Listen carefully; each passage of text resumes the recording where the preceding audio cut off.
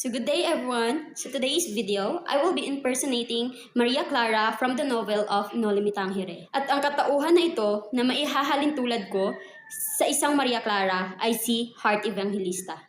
Miss Heart Evangelista, known for grace, elegance, and soft-spoken nature, represents beauty, composure, and being well-mannered like the traditional Maria Clara. But she is also empowered, independent, and vocal about her career and creativity.